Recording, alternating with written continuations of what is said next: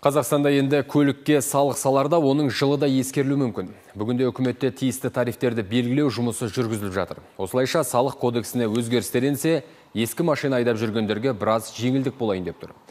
Яғни автокөліктің шыққан жылы неғұрлым ескі болса, көлік иесі соғұрлым аз мөлшерде салық төлейді. Ал бұған сарапшылардың пікірі қандай? Тақырыпты әріптесім Оразай Нұртайұлы жалғастырсын.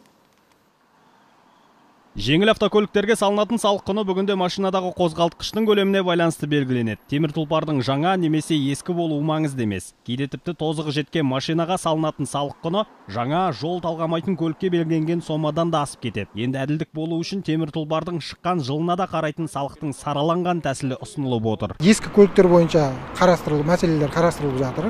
Бұл өкіметте қарастырылып жатыр. Дифференциалды салық жылына байланысты қолданайын деп жатыр.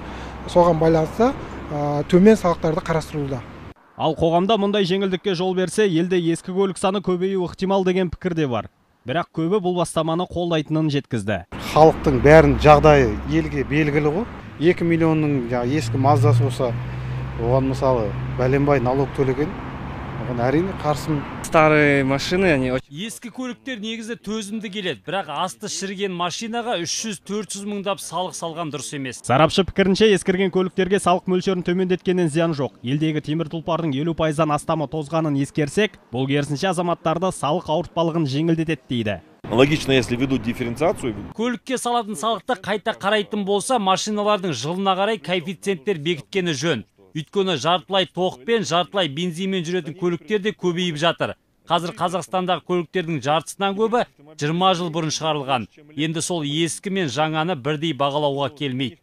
Статистикаға сүйенсек, қазір елде тіркелген машина саны 5 миллионнан асқан. Оның 88%-ы жеңіл автокөліктер екен. Оразай Нұртайұлы, Думан Сүлейменов, Информбюро, Алматы.